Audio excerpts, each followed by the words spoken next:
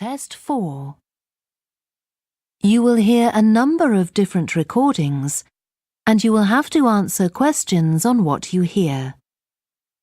There will be time for you to read the instructions and questions, and you will have a chance to check your work. All the recordings will be played once only. The test is in 4 sections. At the end of the test, you will be given 10 minutes to transfer your answers to an answer sheet. Now turn to Section 1. Section 1. You will hear a woman telephoning for information about a festival. First, you have some time to look at questions 1 to 7.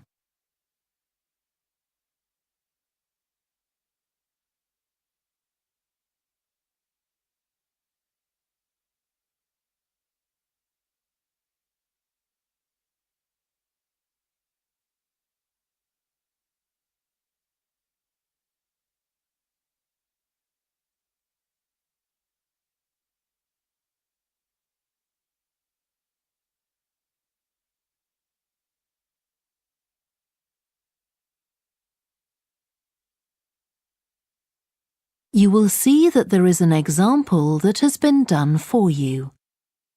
On this occasion only, the conversation relating to this will be played first. Good morning, Stretton Festival box office. How can I help you? Oh, hello. My family and I are on holiday in the area, and we've seen some posters about the festival this week. Could you tell me about some of the events, please? Of course. First of all, are there still tickets available for the jazz band on Saturday? There are, but only £15. The £12 seats have all been sold. The man says that tickets are available for £15, so 15 has been written in the space. Now we shall begin. You should answer the questions as you listen because you will not hear the recording a second time. Listen carefully and answer questions 1 to 7. Good morning, Stretton Festival box office. How can I help you? Oh, hello. My family and I are on holiday in the area, and we've seen some posters about the festival this week. Could you tell me about some of the events, please? Of course. First of all, are there still tickets available for the jazz band on Saturday? There are, but only £15. The £12 seats have all been sold. OK, and the venue is the school, isn't it? Yes, that's right. The secondary school. Make sure you don't go to the primary school by mistake. And there's an additional performer who isn't mentioned on the posters. Carolyn Hart is going to play with the band. Oh, I think I've heard her on the radio. Doesn't she play the oboe or flute or something? Yes, the flute. She usually plays with symphony orchestras, and apparently this is her first time with a jazz band. Well, I'd certainly like to hear her. Then the next thing I want to ask about is the duck races. I saw a poster beside a river. What are they exactly? Well, you buy a yellow plastic duck, or as many as you like. They're £1 each. And you write your name on each one. There'll be several races, depending on the number of ducks taking part. And John Stevens, a champion swimmer who lives locally, is going to start the races. All the ducks will be launched into the river at the back of the cinema. Then they'll float along the river for 500 metres, as far as the railway bridge. And are there any prizes? Yes. The first duck in each race to arrive at the finishing line wins its owner free tickets for the concert on the last night of the festival. You said you can buy a duck. I'm sure my children will both want one. They're on sale at a stall in the market. You can't miss it. It's got an enormous sign showing a couple of ducks. OK, I'll go there this afternoon. I remember walking past there yesterday. Now, could you tell me something about the flower show, please? Well, admission is free and the show is being held in Bythwaite Hall. Sorry, how do you spell that? Bythwaite.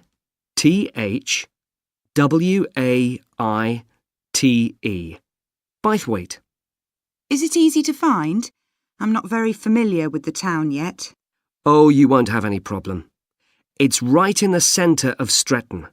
It's the only old building in the town, so it's easy to recognise. I know it.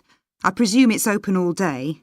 Yes, but if you'd like to see the prizes being awarded for the best flowers, you'll need to be there at 5 o'clock.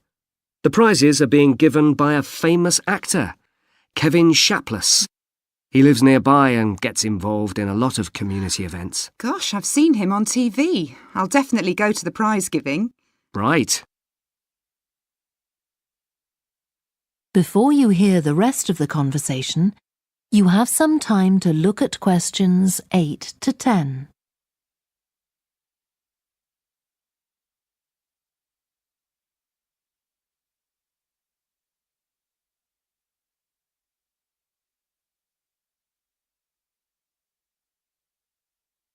Now listen and answer questions 8 to 10.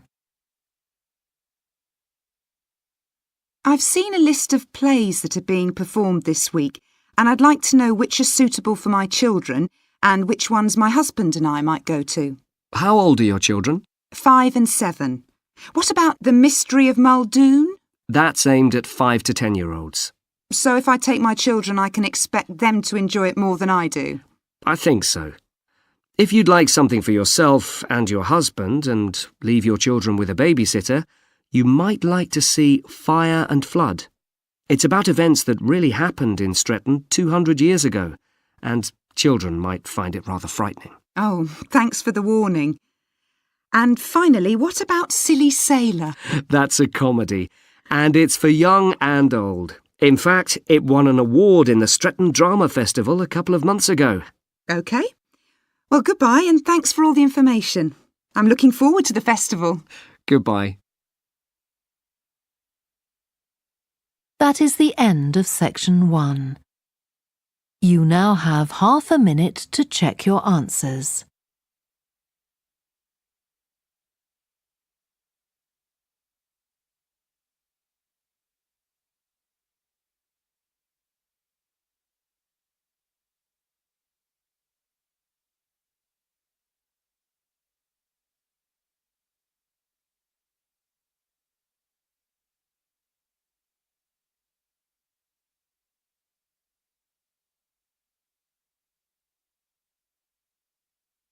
Now turn to section 2. Section 2. You will hear a guide at an art museum talking to a group of visitors. First, you have some time to look at questions 11 to 16.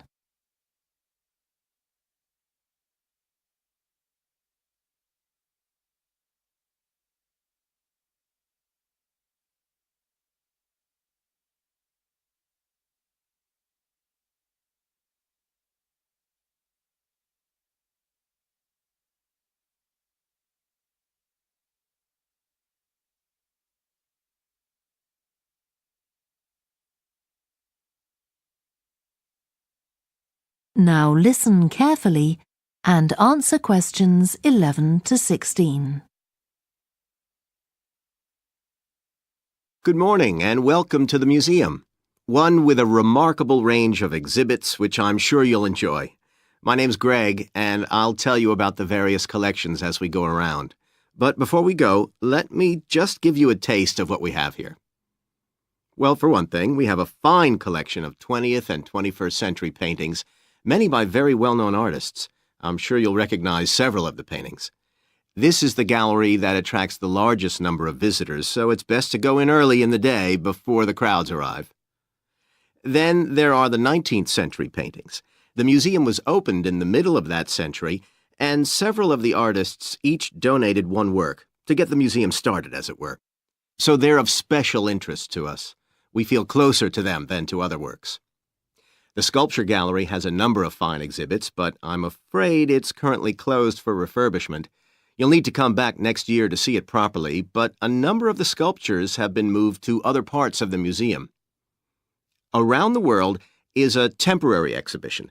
You've probably seen something about it on TV or in the newspapers. It's created a great deal of interest because it presents objects from every continent and many countries and provides information about their social context, why they were made, who for, and so on. Then there's the collection of coins. This is what you might call a focused specialist collection because all the coins come from this country and were produced between 2,000 and 1,000 years ago. And many of them were discovered by ordinary people digging their gardens and donated to the museum. All our porcelain and glass was left to the museum by its founder when he died in 1878, and in the terms of his will, we're not allowed to add anything to that collection. He believed it was perfect in itself, and we don't see any reason to disagree. Before you hear the rest of the talk, you have some time to look at questions 17 to 20.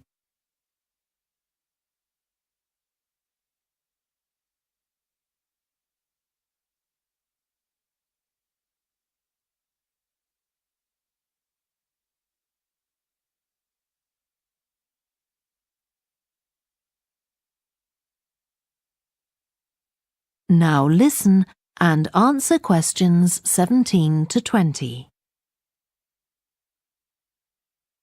Okay, that was something about the collections, and now here's some more practical information, in case you need it. Most of the museum facilities are downstairs in the basement, so you go down the stairs here.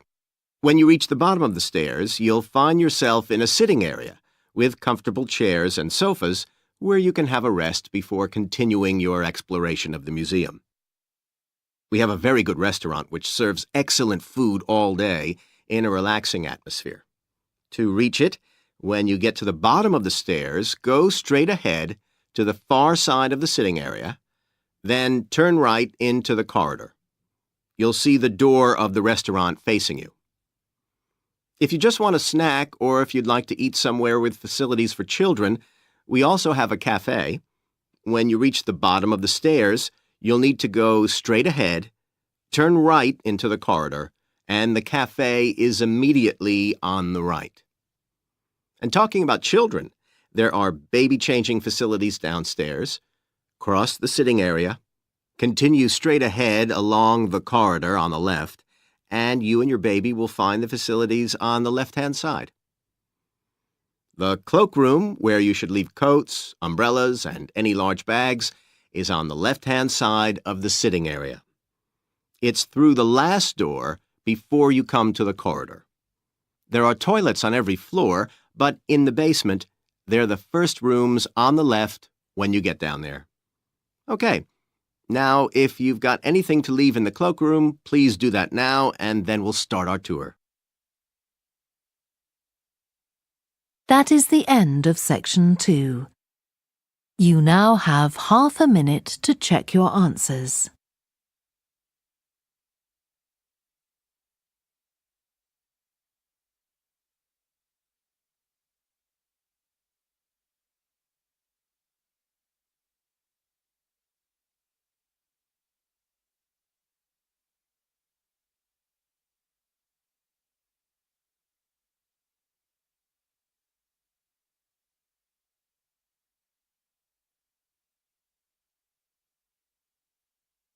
Now turn to section 3. Section 3. You will hear a student called Joanna talking to her new supervisor about some research she has done on psychology and music. First, you have some time to look at questions 21 to 26.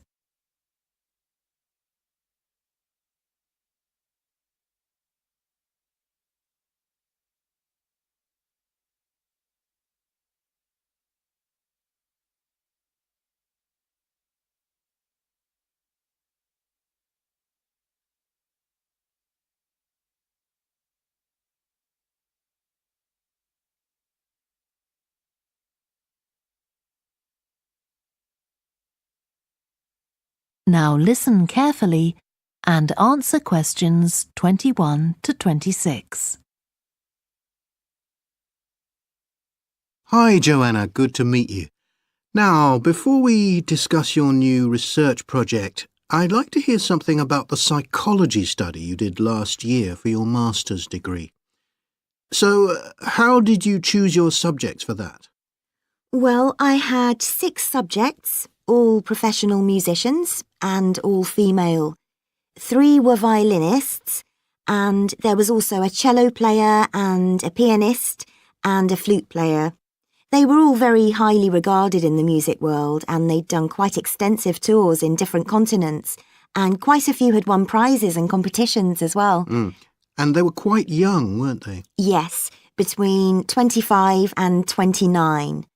The mean was 27.8. I wasn't specifically looking for artists who'd produced recordings, but this is something that's just taken for granted these days, and they all had. Right. Now, you collected your data through telephone interviews, didn't you? Yes. I realised if I was going to interview leading musicians, it'd only be possible over the phone because they're so busy. I recorded them using a telephone recording adapter. I'd been worried about the quality, but it worked out all right. I managed at least a 30-minute interview with each subject, sometimes longer. Did doing it on the phone make it more stressful?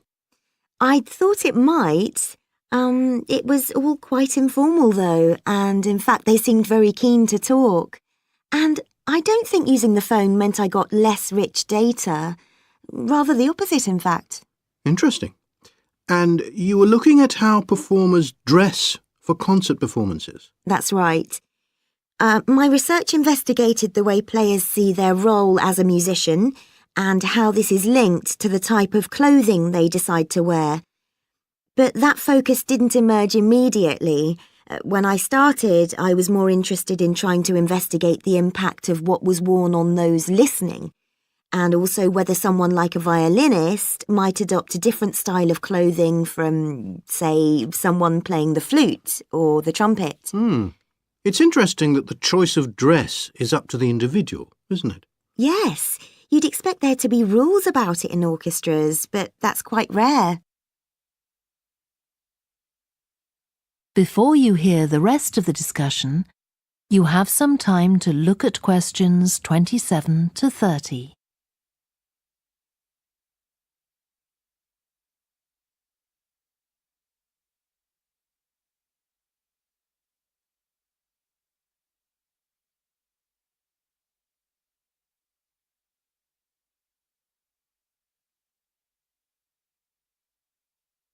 Now listen and answer questions 27 to 30.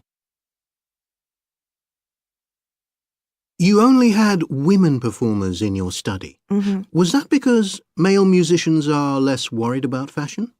I think a lot of the men are very much influenced by fashion, but in social terms, the choices they have are more limited. They'd really upset audiences if they strayed away from quite narrow boundaries. Now, popular music has quite different expectations. Did you read Mike Frost's article about the dress of women performers in popular music? No. Well, he points out that a lot of female singers and musicians in popular music tend to dress down in performances and wear less feminine clothes, like jeans instead of skirts. And he suggests this is because otherwise they'd just be discounted as trivial. But you could argue they're just wearing what's practical. I mean, a pop music concert is usually a pretty energetic affair. Yes, he doesn't make that point, but I think you're probably right. I was interested by the effect of the audience at a musical performance when it came to the choice of dress. The subjects I interviewed felt this was really important. It's all to do with what we understand by performance as a public event. They believed the audience had certain expectations, and it was up to them as performers to fulfil these expectations, to show a kind of esteem. They weren't afraid of looking as if they'd made an effort to look good. I think in the past, the audience would have had those expectations of one another too, but that's not really the case now. Not in the UK, anyway. No. And I also got interested in what sports scientists are doing too with regard to clothing. Musicians are quite vulnerable physically, aren't they? Because the movements they carry out are very intensive and repetitive, so I'd imagine some features of sports clothing could safeguard the players from the potentially dangerous effects of this sort of thing. Yes, but musicians don't really consider it. They avoid clothing that obviously restricts their movements, but that's as far as they go. Anyway, coming back to your own research, do you have any idea where you're going from here? I was thinking of doing a study using an audience, including... That is the end of section 3. You now have half a minute to check your answers.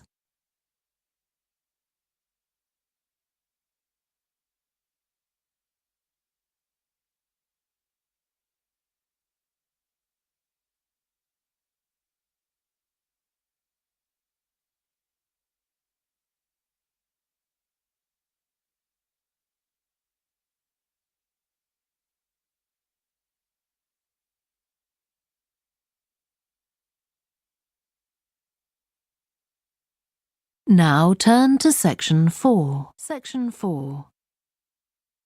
You will hear part of a lecture about a way of reducing the amount of carbon dioxide in the atmosphere. First, you have some time to look at questions 31 to 40.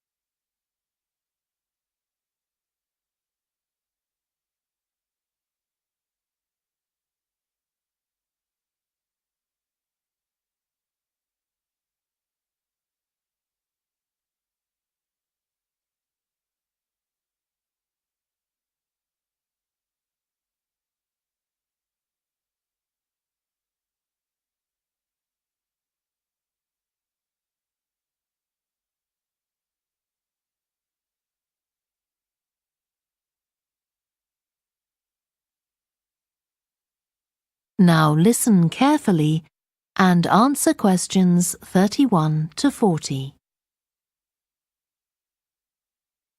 As we saw in the last lecture, a major cause of climate change is the rapid rise in the level of carbon dioxide in the atmosphere over the last century.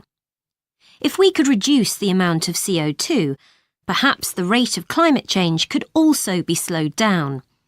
One potential method involves enhancing the role of the soil that plants grow in with regard to absorbing CO2. Ratan Lal, a soil scientist from Ohio State University in the USA, claims that the world's agricultural soils could potentially absorb 13% of the carbon dioxide in the atmosphere, the equivalent of the amount released in the last 30 years, and research is going on into how this might be achieved. Lal first came to the idea that soil might be valuable in this way, not through an interest in climate change, but rather out of concern for the land itself and the people dependent on it. Carbon-rich soil is dark, crumbly and fertile and retains some water. But erosion can occur if soil is dry, which is a likely effect if it contains inadequate amounts of carbon. Erosion is of course bad for people trying to grow crops or breed animals on that terrain.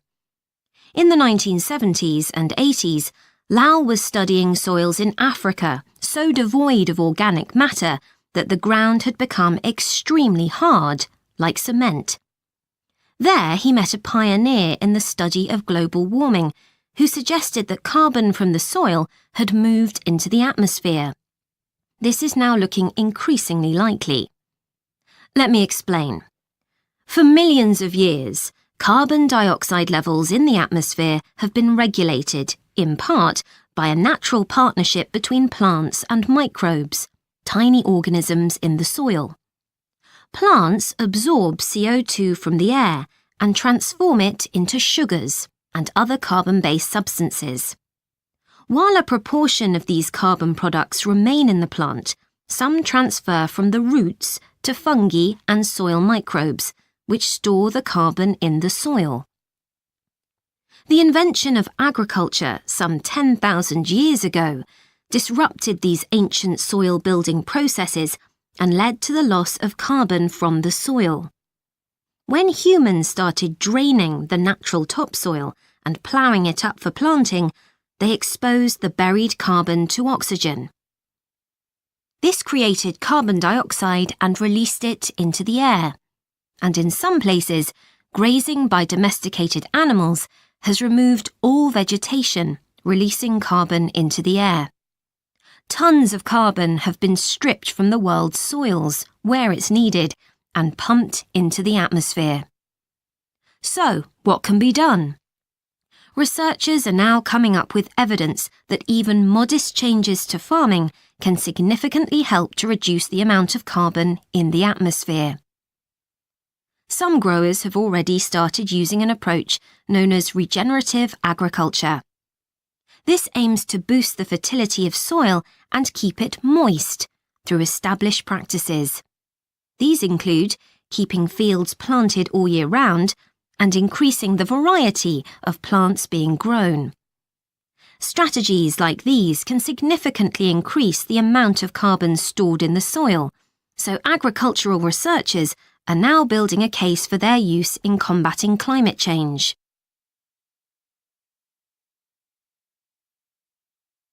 One American investigation into the potential for storing CO2 on agricultural lands is taking place in California. Soil scientist Wendy Silver of the University of California, Berkeley, is conducting a first-of-its-kind study on a large cattle farm in the state.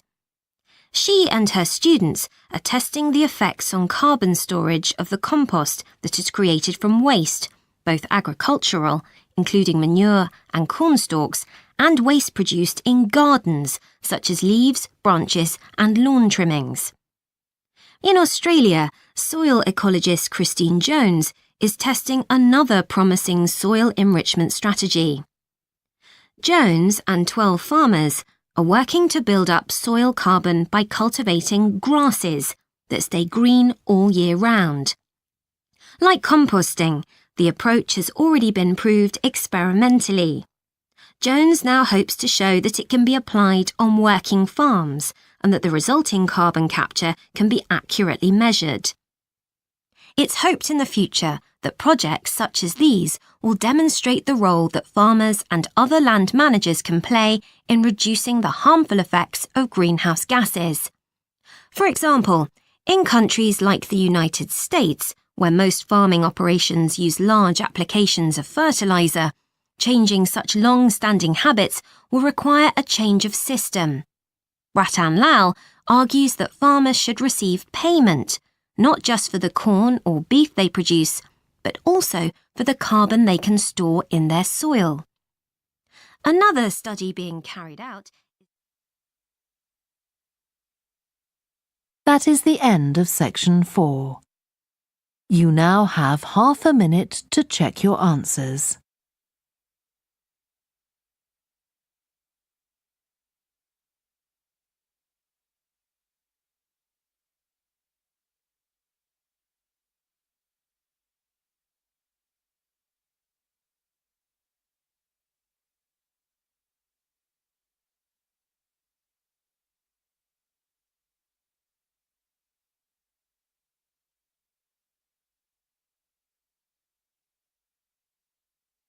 That is the end of the listening test. You now have 10 minutes to transfer your answers to the answer sheet. Please stop writing and wait for your question booklet to be collected.